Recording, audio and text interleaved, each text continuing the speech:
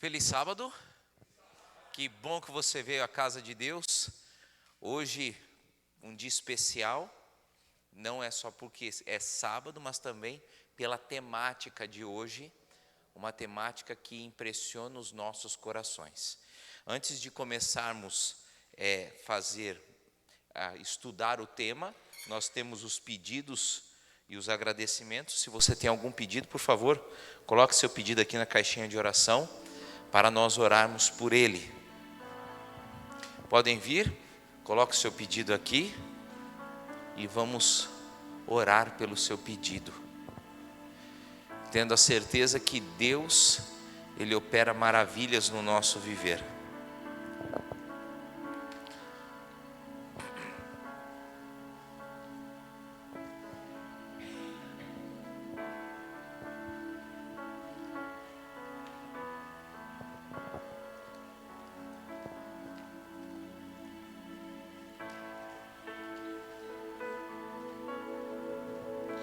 Ok, vamos orar nesse momento?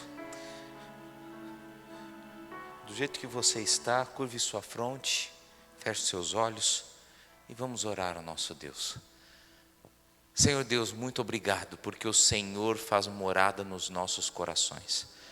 Obrigado porque o Senhor nos abençoou nessa semana e porque o Senhor ouve as nossas preces. Senhor, nós temos pedidos aqui dentro da caixinha de oração que expressam o nosso desejo, nossa angústia, nosso querer. Por favor, Senhor, nesse momento escute o nosso clamor, que está escrito nos papéis ou que está calado fundo no nosso coração. Venha, Senhor, realizar a Tua vontade do melhor jeito, da melhor forma, para nós ganharmos a salvação. Ajuda-nos, proteja-nos e guarda-nos. É isso que nós te pedimos em nome de Jesus. Amém, Senhor. Amém. Ok, minha gente. Sem mais delongas, vamos para a temática de hoje, que é o selo de Deus e a marca da besta. Uma introdução, um tanto quanto filosófica, é o seguinte: nós vamos falar de duas coisas, selo de Deus e marca da besta. Vocês já viram esse retrato, essa pintura? Alguém já viu essa pintura? Já viu, irmão? 1, 2. Essa pintura, ela é a pintura chamada A Caverna de Platão. Essa pintura, ela retrata o quê? O dualismo platônico, que é o mundo das ideias e o mundo das sombras. A filosofia grega coloca sempre que existe dois lados da mesma moeda: o lado do bem e o lado do mal. Lembra que um tempinho atrás eu falei um pouquinho sobre o yin e o yang, o bem e o mal e o bem, alguma coisa assim? Então, essa pintura, ela retrata que nós, seres humanos, estamos aqui. Aqui tem 2 pessoas, 3 pessoas. E o que nós vemos é só sombras. E que o que tem aqui nas sombras, na realidade, é um reflexo de quem já saiu da caverna e está aqui, vendo pássaros, jarros e árvores. Isso tudo quer dizer o quê? O mundo inteiro fala que existem 2 forças, 2 de cada lado.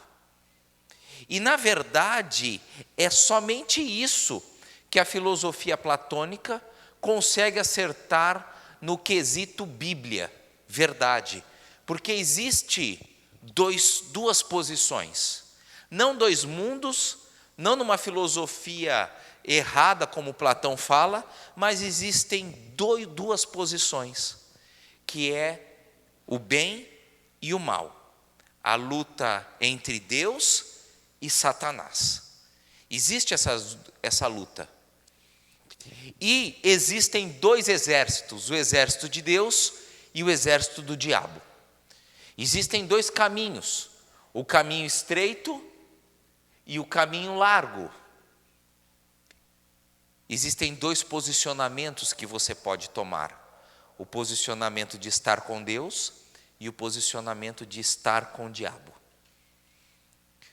Pegando a ilustração de exército, existem duas bandeiras que você pode carregar: a bandeira de Deus e a bandeira do diabo. Existem duas comandas que você pode ter: a comanda de Deus e a comanda do diabo. Com isso, você tem que carregar um símbolo na vida, ou o símbolo de Deus ou o símbolo do diabo. Qual é o símbolo de Deus e qual é o símbolo do diabo? Você precisa saber. Sabe por quê? De acordo com as tuas ações, você carrega o símbolo de Deus ou o símbolo do diabo. Não tem meio termo, não tem neutralidade nessa vida. Ou você é de Deus, ou você é do diabo. Ou você carrega o selo de Deus, ou você carrega o selo do diabo. E aí diz quem você é, ou a quem você pertence. Pergunto para você: qual selo você quer carregar? O selo de Deus ou o selo do diabo? Simples, né? Você quer carregar o selo de Deus. Como saber se você tem o selo de Deus? Vamos lá? Vamos começar a ler um pouquinho? Apocalipse 7, de 1 a 3. Abra sua Bíblia no livro de Apocalipse, capítulo 7. Hoje, o caldo vai ser grosso. Hoje a gente não é leitinho, não, é arroz e feijão mesmo. Apocalipse 7, versículo de 1 a 3. Vamos ler? Diz assim: depois disso, vi 4 anjos em pé nos 4 cantos da terra, conservando seguros os 4 ventos da terra, para que nenhum vento soprasse sobre a terra, nem sobre o mar, nem sobre árvore alguma. Vi outro anjo que subia da nascente do sol, tendo o selo do Deus vivo. E declarou em grande voz aos 4 anjos, aqueles os quais fora dado fazer dano à terra e ao mar, dizendo: não danifiqueis nem a terra, nem o mar, nem as árvores, até selarmos na fronte os servos do nosso Deus. Vamos entender a profecia? 4 anjos significa a proteção de Deus. 4 cantos da terra são os 4 pontos cardeais.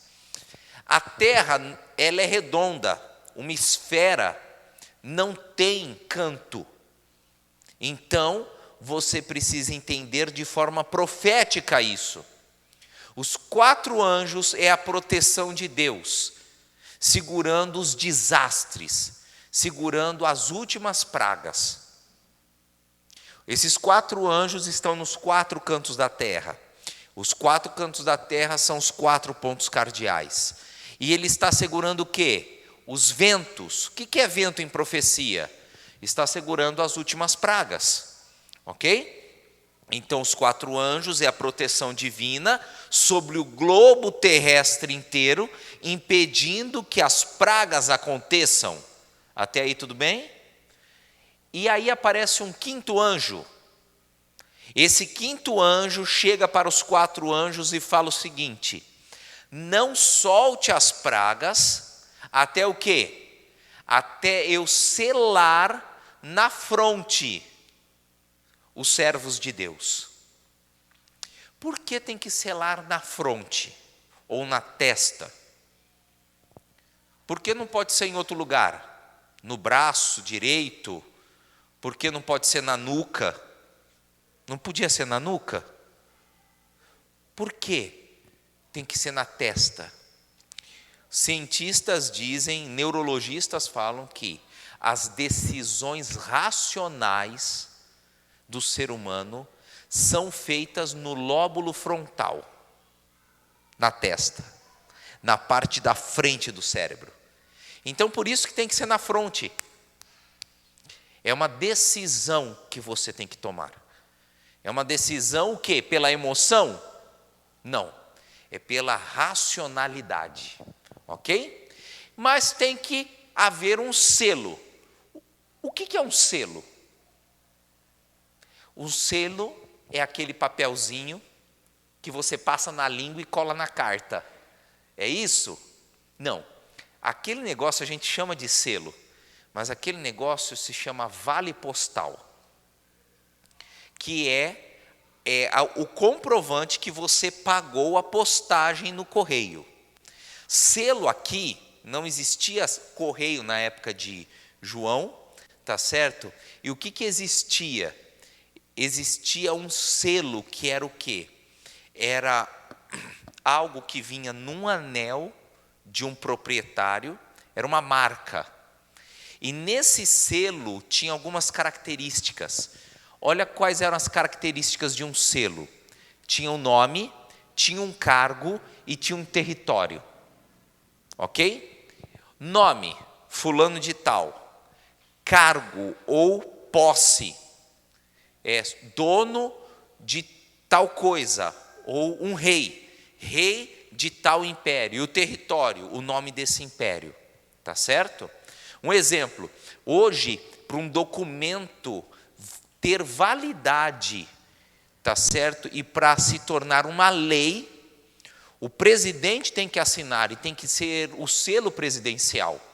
O selo presidencial tem que ter o nome do presidente, tá certo? Jair Messias Bolsonaro, tem que ter o cargo do presidente, que é o quê? Presidente, e tem que ter o território que o presidente atua. Qual que é o território que o presidente atua? Qual? República Federativa do Brasil, tá certo? Que é o nome correto do Brasil, ok? Então tem que ter esses 3 nomes. O selo de Deus também tem que ter isso. Qual que é o nome de Deus? Calma aí que caiu o negócio aqui. Qual que é o nome de Deus? Deus. Qual que é o cargo de Deus? Criador, não é? Feitor, criador. Fazedor é muito feio falar, né? Feitor, criador. E o território? Onde que Deus é Deus? Qual? Tudo, né? Vamos colocar aqui universo. Universo.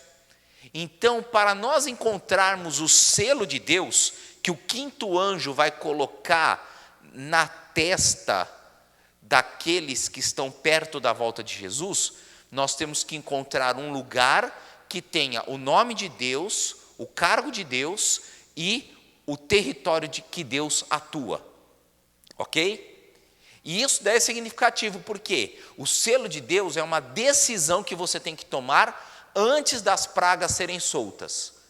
Se você tomar essa decisão depois das pragas serem soltas, não serve para nada. Ok? Que decisão é essa? Que selo é esse? Vamos ver? Onde está o selo de Deus? Na lei de Deus. Isaías 8,16, abra sua Bíblia. Livro de Isaías, capítulo 8, versículo 16. O que diz? Isaías, capítulo 8, versículo 16. Amém?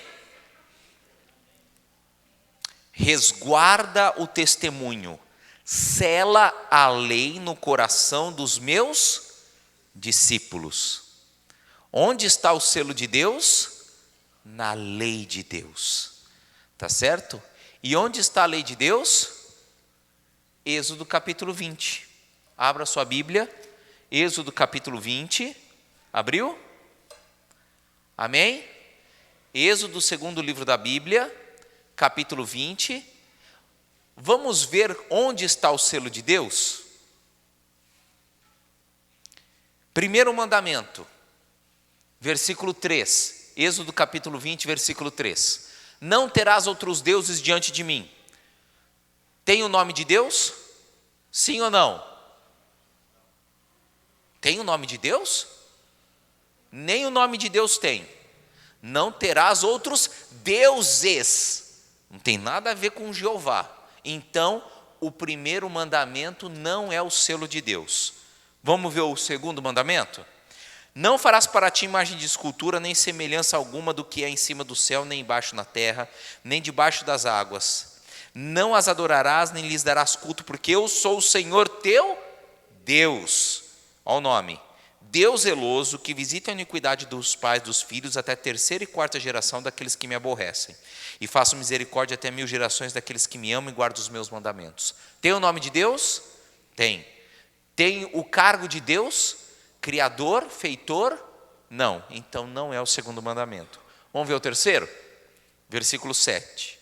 Não tomarás o nome do Senhor teu Deus em vão, porque o Senhor não terá por inocente o que tomar o seu nome em vão. Tem o nome de Deus? Tem o cargo de Deus? Não é. Bem, todo mundo pula o quarto mandamento, porque todo mundo fala que o quarto mandamento foi abolido, né? Vamos para o quinto, então, para ver se a gente agiliza. Versículo 12. Honra teu pai e tua mãe, para que se prolongue os seus dias na terra que o Senhor teu Deus te dá. Tem o nome de Deus? Tem? Tem. Tem o cargo? Deixa quieto. 13, que é o sexto mandamento. Não matarás. Tem o nome de Deus? 14, sétimo, não adulterarás. Tem o nome de Deus? 8º, não furtarás. Também não. 9, não dirás falso testemunho contra o teu próximo. Tem o nome de Deus? 10, não cobiçarás a casa do teu próximo, a mulher do teu próximo, o servo, a serva, o boi, o jumento, nem coisa alguma que pertença ao teu próximo. Tem o nome de Deus? Sobrou qual mandamento? Será que a Bíblia está errada? A gente já leu 9. O selo de Deus vai estar justo no quarto mandamento? Ou a Bíblia está mentindo? Isaías 8,16, que fala que o selo de Deus está nos 10 mandamentos, está mentindo. Vamos ver? Quarto mandamento, versículo 8. Acompanha comigo.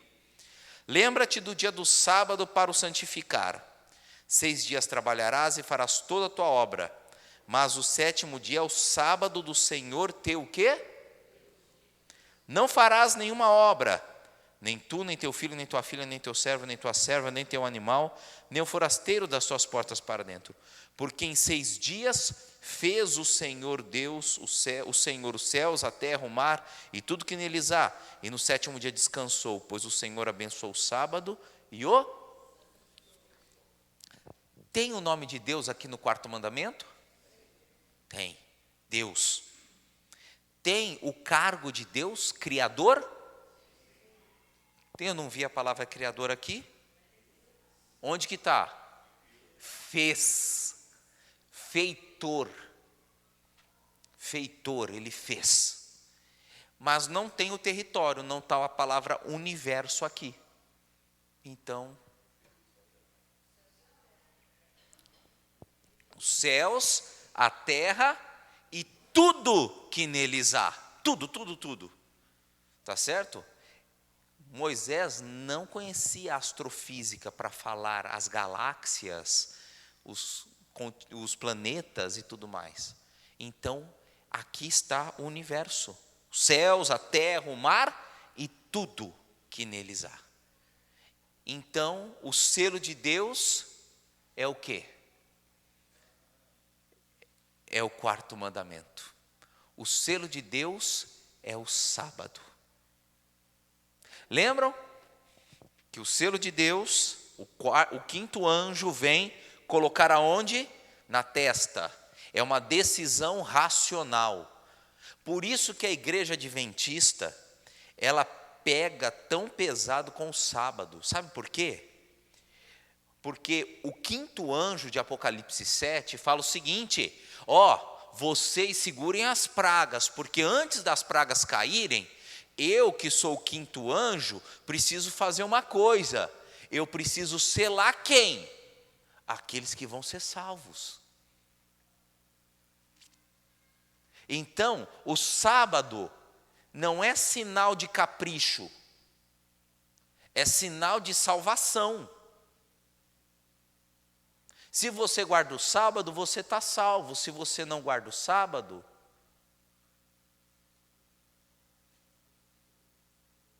está perdido. Tá certo? Quem guardou o sábado na Bíblia? Olha só que interessante.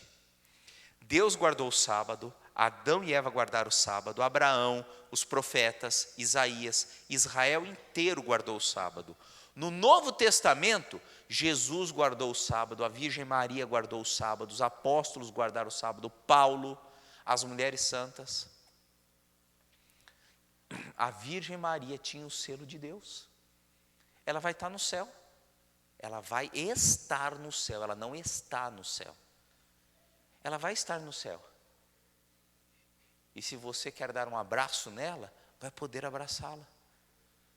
Porque ela vai subir junto contigo para o céu para encontrar o filho dela e o pai dela, que é Jesus. Já pensou que cena fantástica, Maria encontrando com Jesus? A gente fala com tanta gente encontrando, né? Mas imagina Maria encontrando Jesus, depois de milhares de anos. Aquele Deus que estava no ventre, agora vem em majestade e glória. Muito bonito, né? Eu quero estar lá para ver essa cena. Por que ela vai estar no céu? Porque ela tinha o selo de Deus. Ela guardava o sábado. Tá certo? Todos os filhos de Deus guardaram o sábado. E você? Tem guardado o sábado? Do pôr do sol da sexta ao pôr do sol do sábado, já explicamos isso. Deus, Ele reservou o sábado para ser o dia dele. E Ele colocou 3 coisinhas. Descansou, abençoou e santificou o dia de sábado. Êxodo capítulo 20, versículo 11. Gênesis capítulo 2 também. Deus, Ele descansou. Não é porque Ele se cansa. É porque descansar, lembra o que eu falei? Descansar é fazer algo que mude a rotina. Ele abençoou, separado para fim santo. E Ele santificou. Ele colocou uma pitadinha a mais de santidade no sábado. Tá certo? Ele descansou, abençoou e santificou. Se Ele fez isso, quem é o ser humano para dizer que o sábado não é o dia de guarda?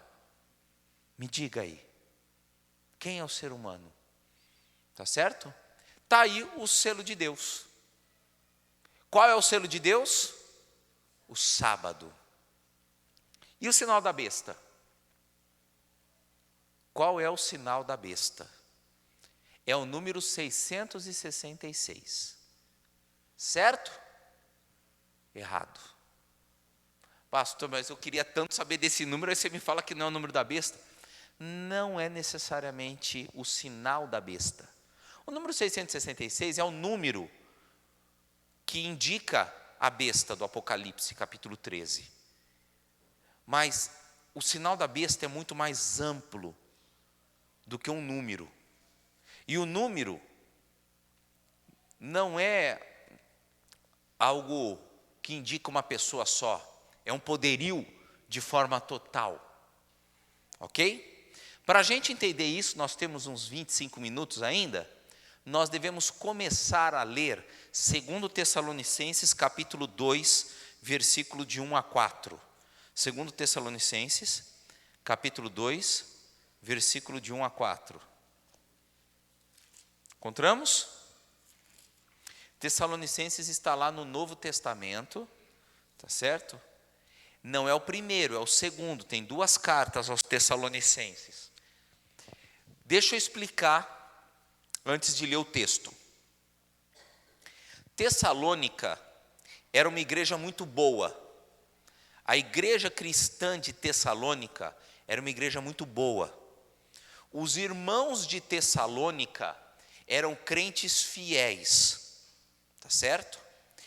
E na época em que Paulo escreveu aos Tessalonicenses a 2ª carta, já começava a se chegar heresias, falsas doutrinas para os cristãos de Tessalônica. E lá nos cristãos de Tessalônica, eles tinham muita preocupação em se preparar para a volta de Jesus. E já existia heresias que Jesus já estava voltando, ou que já tinha voltado. E eles preocupados, Paulo sabe disso, E Paulo escreve uma carta indicando que eles não precisavam ficar preocupados, porque Deus iria trabalhar da forma certa e no momento certo com a volta de Jesus. Entenderam o contexto? Aí a gente lê agora para ficar mais claro. Leia comigo, capítulo 2, versículo 1. Irmãos, no que diz respeito à vinda de nosso Senhor Jesus e à nossa reunião com Ele, nós vos exortamos a que não demovais a vossa mente com facilidade, nem os perturbeis, quer por espírito, quer por palavra, quer por epístola, como se procedesse de nós, supondo que tenha chegado o dia do Senhor. Ninguém de nenhum modo vos engane, porque isso não acontecerá. O que acontecerá? A volta de Jesus. Sem que primeiro venha a apostasia e seja revelado o homem da iniquidade, o filho da perdição, o qual, quem que é? Então, olha só, antes da volta de Jesus, será revelado quem? O anticristo. O que é o anticristo? É o homem da iniquidade, o filho da perdição. Até aí tudo bem? Quem é esse? Quais as características desse homem? O qual se opõe e se levanta contra tudo que se chama Deus ou é objeto de culto. Perfeito? A ponto de assentar-se no santuário de Deus, ostentando-se como se fosse o próprio Deus. Então o que acontece? Esse anticristo, ele tem algumas características. Ele se opõe contra tudo que é Deus, ele é objeto de culto, ele se ostenta como se fosse o próprio Deus, querendo se sentar no trono de Deus. Tá certo? Daniel 7:25 agora. Guarda essas características e vamos para Daniel capítulo 7, versículo 25. Livro de Daniel, capítulo 7, versículo 25. O que diz ali? Aqui é o outro texto que fala do anticristo. O que ele fará? Proferirá palavras contra o Altíssimo, magoará os santos do Altíssimo e cuidará em mudar os tempos e a lei. E os santos lhe serão entregues nas mãos por um tempo, 2 tempos e metade de um tempo. Pastor, não entendi nada. Ok, vamos explicar. Esse versículo 25, ele é um resumo do quê? De uma profecia do chifre pequeno. O que é o chifre pequeno? Chifre em profecia significa poder. Poder, tá? Um poder religioso. Esse chifre pequeno, a gente precisa estudar os 4 animais de Daniel capítulo 7. O chifre pequeno surge do 4º animal. Quem é o 4º animal? O 4º animal é um animal terrível e espantoso que tem dentes de ferro. O 4º animal é uma figuração de Roma imperial. Lembram que a gente estudou Daniel capítulo 2, bem no comecinho do nosso seminário? As pernas eram ferro e simbolizavam Roma, tá certo? Daniel capítulo 7, o animal terrível e espantoso simboliza Roma, um império mundial. Esse império mundial nasce um chifre dele, um chifre pequeno, que depois se torna grande. Esse chifre pequeno, ele tem algumas características, que é um poder religioso. ele vai magoar os santos do Altíssimo. O que é magoar os santos do Altíssimo? Perseguir os santos do Altíssimo. Ele vai cuidar em mudar tempos e lei. O que é cuidar de mudar os tempos e a lei? A lei é os 10 mandamentos, o tempo é um dia da semana, ok? Que mais? E os santos, o povo da Bíblia, vai ser entregue na mão deles por um tempo, 2 tempos e metade de um tempo, tá certo? Vamos lá, lembra que esse poder, em Tessalonicenses 2, ele quer ser como Deus?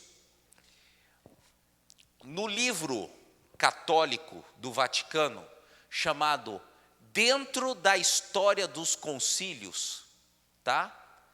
A história dos concílios, os escritores Labi e Cossati diz o seguinte: tu és pastor, falando sobre o Papa, tu és pastor, tu és o médico, tu és diretor, finalmente, tu és outro Deus na terra. Falando o seguinte, que o Papa toma o lugar de Deus, tá certo? Belarmino, o Papa Belarmino, num livro que é o livro, o título é Dentro da Autoridade dos Concílios. O Papa Belarmino, ele fala o seguinte: todos os nomes que nas Escrituras se aplicam a Cristo são aplicáveis a quem?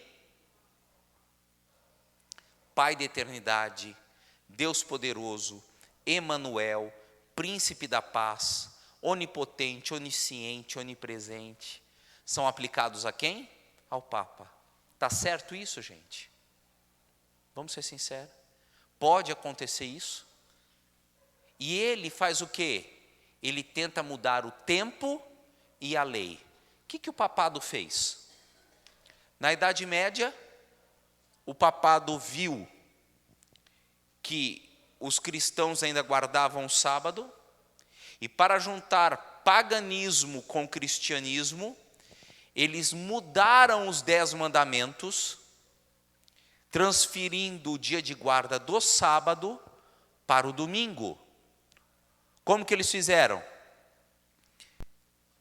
Eles tiveram o primeiro mandamento, o segundo mandamento eles arrancaram, o terceiro mandamento eles subiram para o segundo, o quarto mandamento eles colocaram guardar domingos e festas, o quinto mandamento para quarto, o sexto para quinto, o sétimo para sexto, o oitavo para sétimo, o nono para oitavo, o 10º para nono. Mas não são 10 mandamentos? Faltou um. O que eles fizeram? Eles pegaram o 10º mandamento, que é não cobiçar, e quebraram em 2. 9º mandamento católico é: não cobiçarás a mulher do teu próximo. 10º mandamento: não cobiçarás nada do teu próximo. Não é a mesma coisa?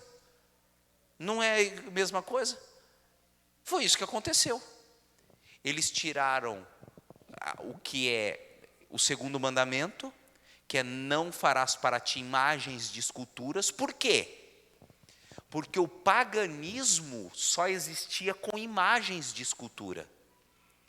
E eles tiveram que trazer as imagens de escultura do paganismo para dentro do cristianismo, para que os pagãos se tornassem cristãos e para que Constantino não caísse, tá certo? Não perdesse o trono. Foi isso que aconteceu. Olha o decreto de Translate, diz o seguinte: o decreto de Translate é um decreto papal. Diz assim: o Papa tem poder para mudar o quê? Os tempos, abrogar leis e dispensar todas as coisas, mesmo os preceitos de Cristo. O Papa tem direito do quê? De mudar os tempos. Do quê? O que é abrogar leis? Anular leis. E também do quê? De dispensar as regras de Deus. Um ser humano tem autoridade para isso, por mais santo que ele seja? Tem autoridade? De forma nenhuma.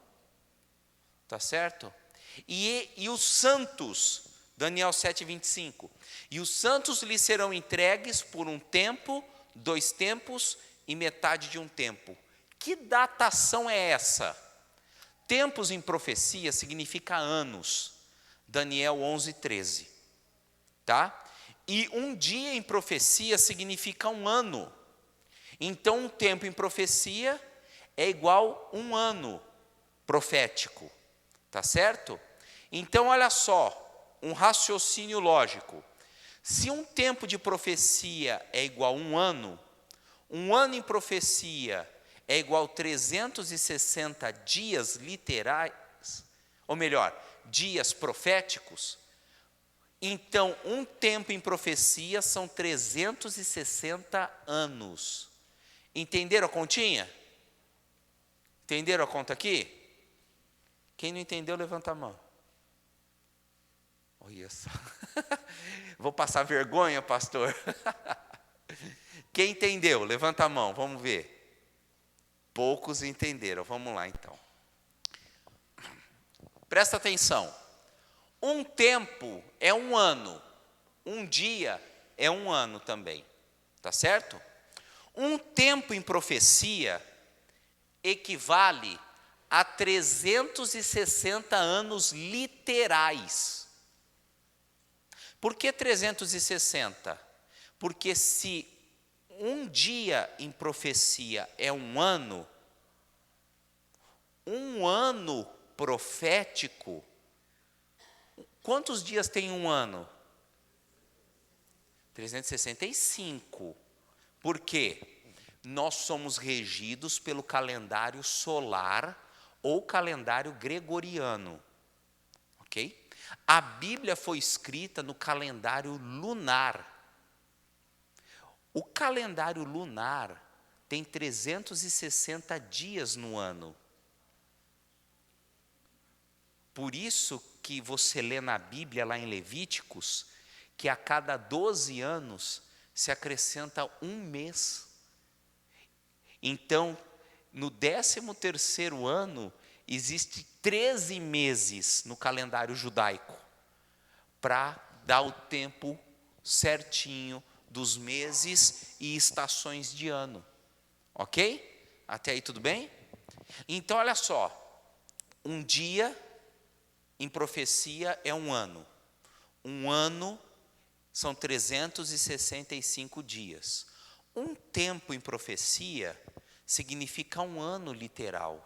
Então, um ano em profecia são 360 anos literais. Perfeito? Aí você pega Daniel 7:25. E os santos lhe serão entregues nas mãos por um tempo, 2 tempos e metade de um tempo. Um tempo são quantos anos? Um tempo significa 360 anos. Tá? 2 tempos. 360 mais 360, 720. E metade de um tempo, 360 dividido por 2. Tá? 360, 720, 180 é igual 1.260. Eu faço essas contas muito rápido, viu? Olha só. Até parece que não decorou, né, pastor? Tá aí, ó. O que aconteceu quando os santos foram entregues nas mãos do poder papal por um tempo, 2 tempos e metade de um tempo? Houve a supremacia papal. O que é a supremacia papal? Lembra da era escura, da Idade Média, Santa Inquisição, que ninguém tinha condição de ter Bíblia e assim por diante? Esse slide está mal feito, misericórdia. Olhem com os olhos da fé, gente, agora presta atenção. Olha só o que aconteceu. Quando foi os 1.260 anos? No ano de 538 depois de Cristo, no ano de 538 depois de Cristo, o imperador Justiniano, o imperador romano Justiniano, nomeia o bispo de Roma como papa. Ele tem autoridade sobre o mundo inteiro. Até aí tudo bem? Tem autoridade sobre o mundo inteiro. No ano 538, tá? Daí começa a supremacia papal. Se você colocar 538 mais 1260 anos, você chega no ano 1798 depois de Cristo. O que aconteceu em 1798? 1798, o general Berthier, das tropas napoleônicas, Napoleão estava querendo dominar a Europa, tá certo? O general Berthier invade Roma, ele depõe o Papa do seu cargo, enclausura o papado e faz com que o Papa perca toda a supremacia. O Papa, antes desse período de 1260 anos, na Idade Média, o Papa mandava e desmandava em todos os países. Era mais ou menos o seguinte: o rei da França queria guerrear contra o rei da Inglaterra.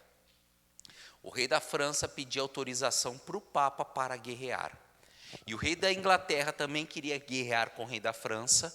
O rei da Inglaterra pedia permissão para o Papa para guerrear contra a França.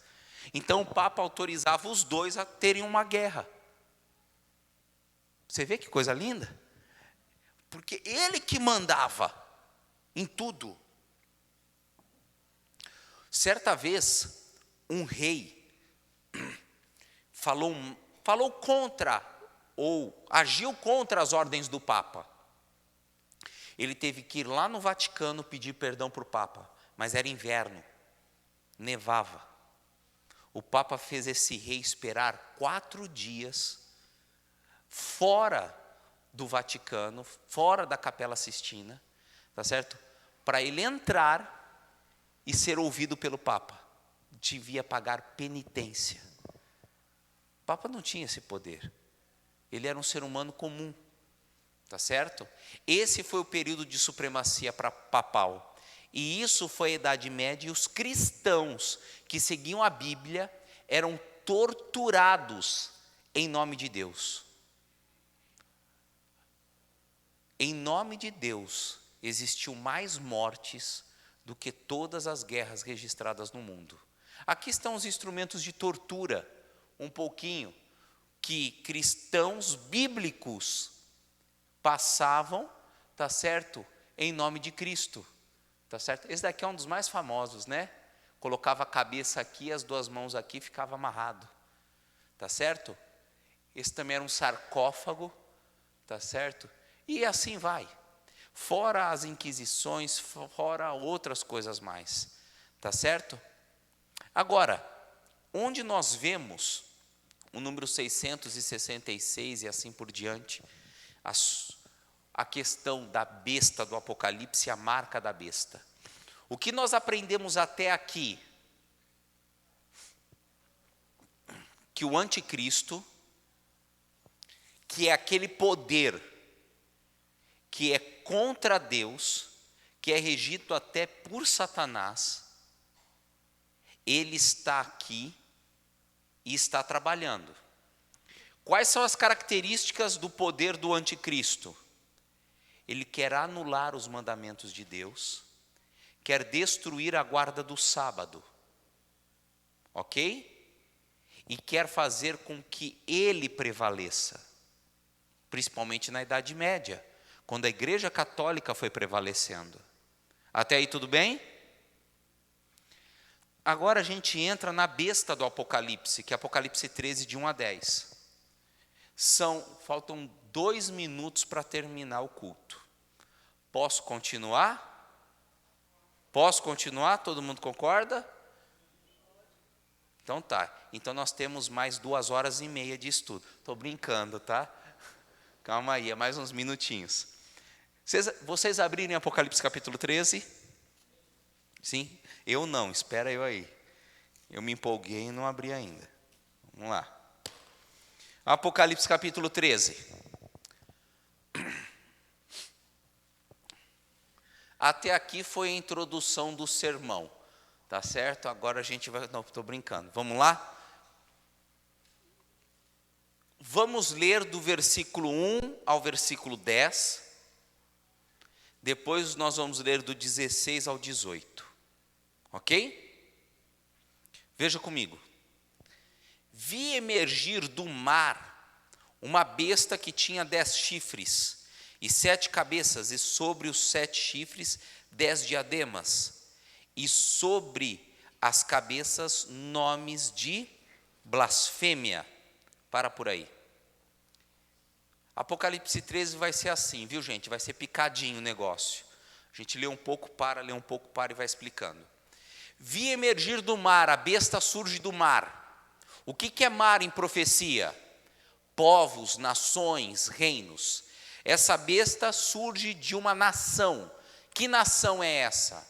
Roma imperial. Tá bom? Surge de Roma imperial. Ela tinha 7 cabeças e sobre as cabeças 10 chifres, e tinha 10 diademas. O que é diadema?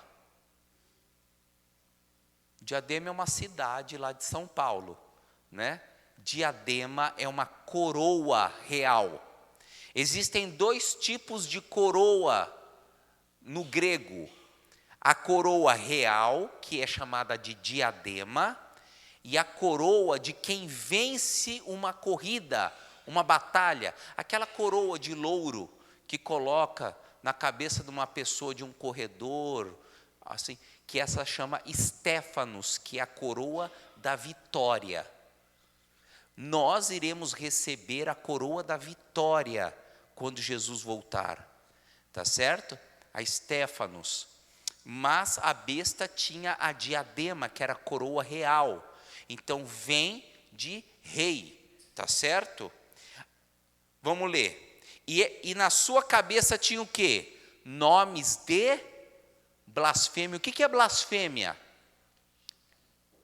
Blasfêmia é falar contra Deus. Então é um poder que fala contra Deus. Perfeito? Vamos lá. Versículo 2. A besta que vi era semelhante ao leopardo, com os pés de urso e boca de leão. Para por aí. Essas características são dos 3 primeiros animais de Daniel capítulo 7. É um ajuntamento de forças pagãs. Ok? É um ajuntamento de forças pagãs. Continuando. Deu-lhe o dragão o seu poder, o seu trono e grande autoridade. Quem que é dragão em profecia? Quem que é dragão em profecia? Diabo. Quando eu vejo isso? Apocalipse capítulo 12, versículo 7, versículo 9. E foi expulso o grande dragão, a antiga serpente, que se chama Diabo, Satanás. Olha só, para aí um pouquinho. Presta atenção. A besta é um poder que junta o poder de Babilônia, Medo-Pérsia e Grécia. É Roma papal. Roma papal, ela recebe poder de quem? Do dragão de Satanás. E o dragão dá 2 coisas: o seu poder e o seu...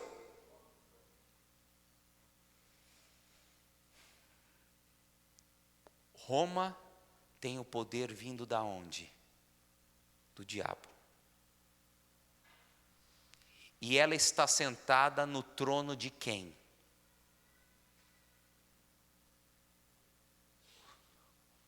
A sede de Roma, papal, é o trono do diabo. Pastor, mas isso é muito pesado. Será que está na Bíblia? Eu estou falando alguma coisa que você não leu aqui? Eu estou inventando? Eu estou fazendo muita fantasia ou não? Pode falar a verdade. Não está aqui? Está simples, está claro. Eu só estou lendo em voz alta. Versículo 3. Então vi uma de suas cabeças como golpeada de morte. Mas essa ferida mortal foi curada, e toda a terra se maravilhou seguindo a besta. E adoraram o dragão, porque deu sua autoridade à besta. Também adoraram a besta, dizendo: quem é semelhante à besta? Quem pode pelejar contra ela? Foi-lhe dada... Para aí, vamos devagar. Versículo 3 e versículo 4. A cabeça da besta foi copiada de morte. A besta é o poder papal. 1798, o general Berthier invade com as tropas napoleônicas, invade o Vaticano e depõe o Papa do seu poder. Certo? Foi o que a gente viu no slide anterior, tá? Essa foi a ferida de morte. Mas o que aconteceu? Essa ferida mortal foi curada. Quando foi curada? No decreto de Latrão. Pastor, que decreto é esse? Vocês conhecem um camarada chamado Benito Mussolini? Já ouviu falar em Mussolini? Mussolini foi a grande mão de ferro da Itália, certo? Foi o grande ditador italiano. Benito Mussolini, em 1929, promulgou uma lei dando 44 hectares para o Vaticano e fazendo do Vaticano um país, e o Papa sendo chefe de Estado. Então, a ferida foi curada quando Benito Mussolini deu autoridade ao Papa, reconhecendo o Papa como líder político e religioso. E as pessoas adoraram a besta. É isso que fala no versículo 4 da sua Bíblia? Lê aí. E as pessoas adoraram a besta porque a ferida foi curada. É isso que está falando? Quem elas adoraram? Lê aí. O dragão. A ferida da besta foi curada e as pessoas adoraram não a besta, adoraram o dragão. Quem é dragão? Presta atenção numa coisa, gente. Eu acho que não dá para ser mais claro nem lógico do que isso. Se você adora a besta, logo você adora o dragão. Se você comunga com ritos, tradições e leis católicas, logo você adora quem? Pastor, mas você está pegando pesado. Não, eu estou lendo a Bíblia. Eu não estou nem desvirtuando nem para a esquerda nem para a direita. Tá certo? Que mais? Versículo 5. Foi-lhe dado uma boca que proferira arrogância e blasfêmia, autoridade para agir 42 meses, e abriu a boca em blasfêmia contra Deus, para lhe difamar o nome e difamar o tabernáculo, a saber, os que habitam no céu. O que quer dizer o versículo 5? Foi o período, isso daí você tem que ler Daniel 7:25 também. Ele recebeu autoridade, proferia arrogância, e ele agiu por 42 meses ou 1260 dias, ou 1260 anos. Versículo 7. Foi-lhe dado também que pelejasse contra os santos e vencesse. Idade Média. Quem venceu a Idade Média? Roma. Deu-lhe ainda autoridade sobre cada tribo, língua, povo, nação. Adorá-la-ão todos que habitam sobre a terra. Aqueles cujos nomes não foram escritos no livro da vida do Cordeiro, que foi morto desde a fundação do mundo. Para por aí. O povo que adora a besta não tem o nome escrito no livro da vida. E somente, lembra que eu falei na semana passada? Somente quem tem o nome no livro da vida tem a chance de ser salvo. Se você não tem o nome no livro da vida, você já está perdido. Então, quem adora a besta não tem o nome no livro da vida. Já está automaticamente perdido. Agora vamos para os versículos 16. A todos os pequenos, os grandes, os ricos, os pobres, os livres, os escravos, faz que lhes seja dada certa marca sobre a mão direita e sobre a fronte, para que ninguém possa comprar ou vender, senão aquele que tem a marca, o nome da besta e o número do seu nome. Aqui está a sabedoria. Aquele que tem entendimento, calcule o número da besta, pois é um número de homem. Ora, o número é 666. Primeiro, é um número de homem. A palavra homem aqui não é homem no sentido geral de humanidade. A palavra aqui é homem do gênero masculino. Tem que ser homem, macho. Tá certo? Já existiu o Papa Mulher? Já existiu o Papa Mulher? Uma só, que o Vaticano não reconhece. Tá certo? O Vaticano não reconhece, porque é só cadeira de homem. Tá certo? Segundo, a marca é 666. E a marca vem aonde? Na testa ou na mão. O que é essa marca da besta? Eu vou falar aqui, tá? É um microchip que vão colocar na tua cabeça ou na palma da tua mão, tá bom? Não é. Tem um monte de gente que fala que é isso.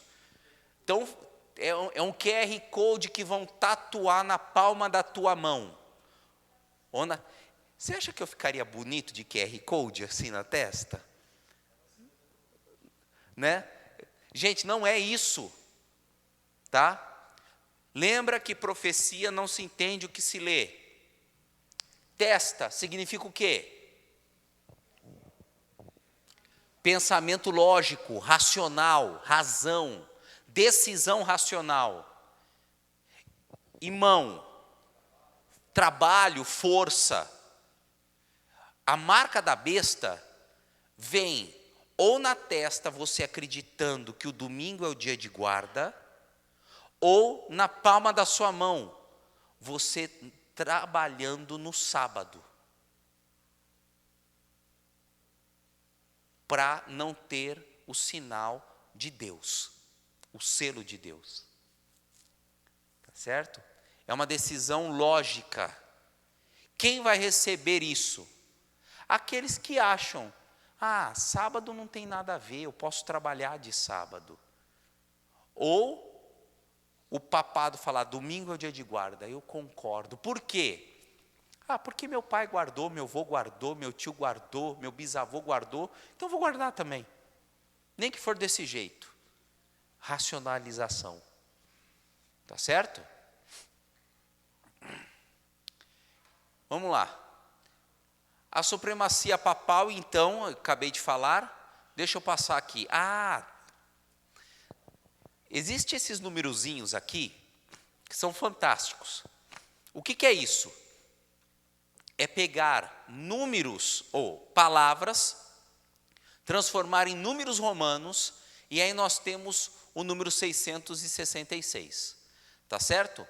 A gente sempre usa isso, tá? Para provar que o papado é o símbolo da besta do Apocalipse, tá? Deixa eu falar uma coisa aqui para vocês. Babilônia, quem gosta de matemática vai entender melhor isso, tá? Babilônia, nós fomos doutrinados pelos números arábicos. 1, 2, 3, 4, 5, do jeito que a gente escreve, tá certo? Já Babilônia tinha uma numeração diferenciada. Nós aprendemos a somar em decimais. É muito fácil a tabuada do 1 e a tabuada do 10, porque nosso cérebro e a nossa vida é condicionada a isso. 10 mais 10 mais 10 mais 10 mais 10 mais 10 mais 10. Isso é muito fácil para a gente, porque nossa vida é condicionada assim. Já o babilônico é hexadecimal, é múltiplos de 6. Por quê? 6 era um número místico de Babilônia. 666 era o número do deus Estur de Babilônia, que era o deus oculto. Quando um babilônico queria adorar todos os deuses, ele escrevia 666. Porque era simbologia dos deuses babilônicos, e Babilônia é símbolo do quê? De Satanás. Não é à toa que a estátua de Nabucodonosor tinha 60 côvados de altura, 6 côvados de largura e 6 côvados de comprimento. 666. Era a representação de todos os deuses da Babilônia. A estátua de Nabucodonosor, em Daniel capítulo 3. O número 666, até aí tudo bem. Para um pouquinho, eu vou falar o que eu ia falar agora um pouquinho mais para frente, tá? Olha só que interessante. Existem 2 amuletos do Vaticano, que são medalhas comemorativas ou condecorativas. A siglia solis e a estrela basilisco. Se você pegar o diagrama que está na outra face da siglia solis ou da estrela basilisco, são esses 2 diagramas. 6 colunas por 6 linhas. E se você for somar todos esses números, ou assim, dá 111. Todos dão 111, totalizando 666, ou na vertical ou na horizontal. Tá certo? Existe também o título do Papa. O nome Papa é um apelido dele. O título correto do Papa é Vicarius Filii Dei. Ou o quê? O que significa o Vicarius Filii Dei? O que está no lugar de Deus. Se você for colocar as letras, trocar letras por números, você chega ao número 666, que é o número de homem. Tá certo? Mas mais do que isso,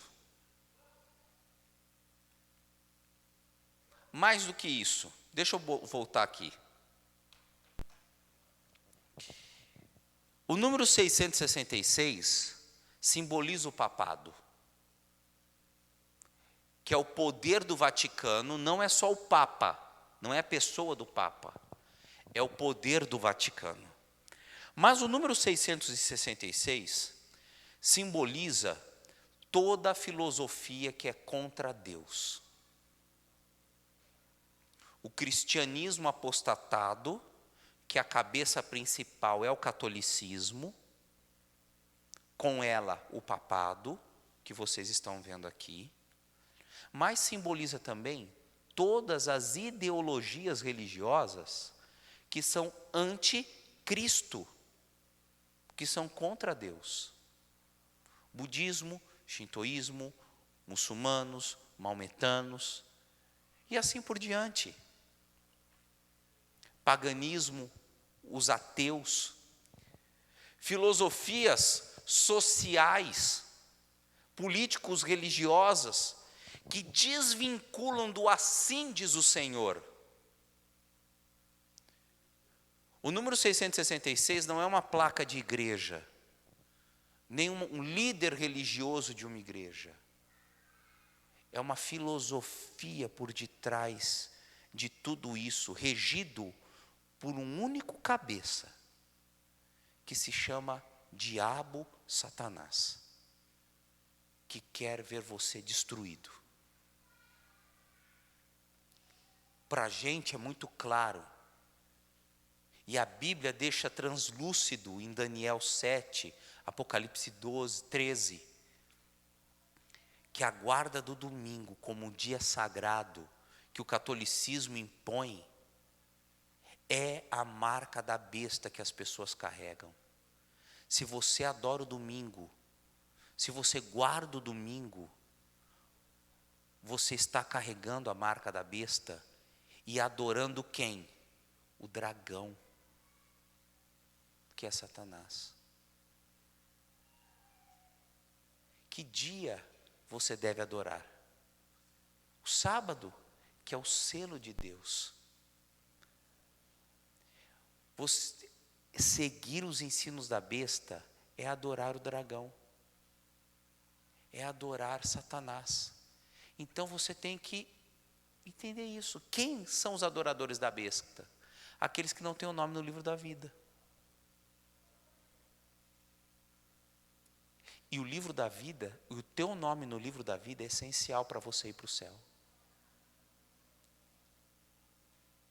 Como que eu posso ter o nome no livro da vida? Começa a guardar o sábado, que aí você vai ter a chance de ter teu nome no livro da vida.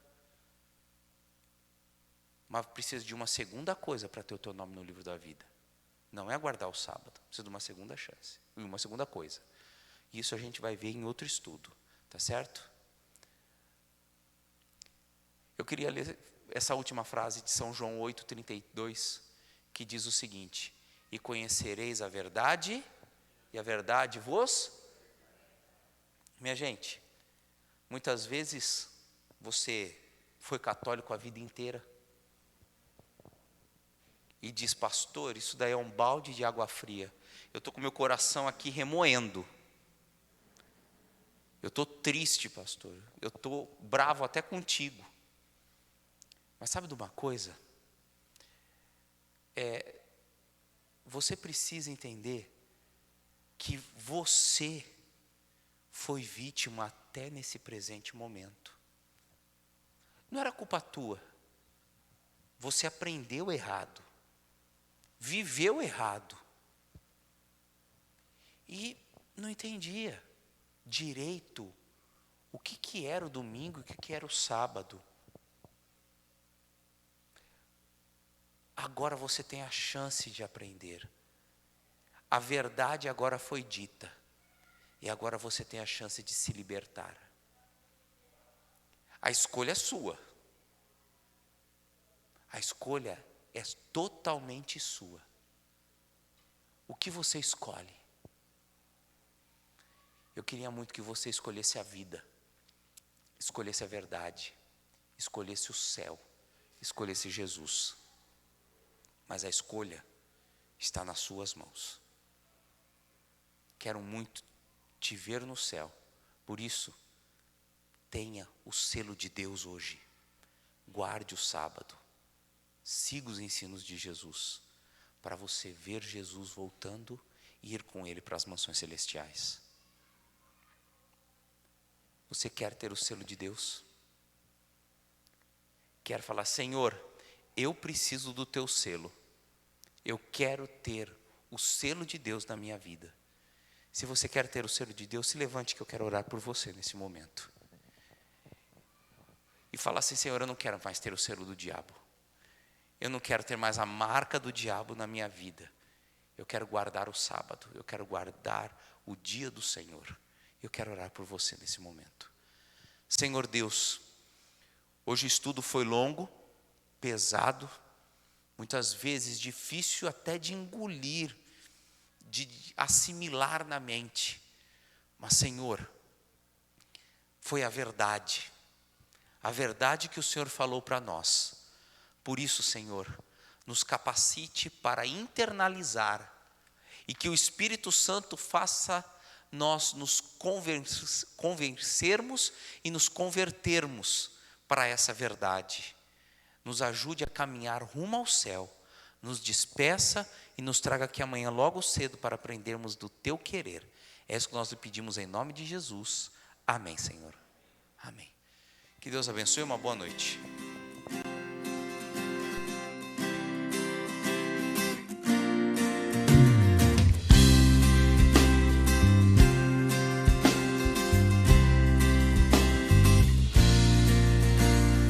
Venha, Senhor, em mim habitar, pois quero ser templo teu. Quando eu sair deste lugar, que Jesus permaneça em mim. Permaneça.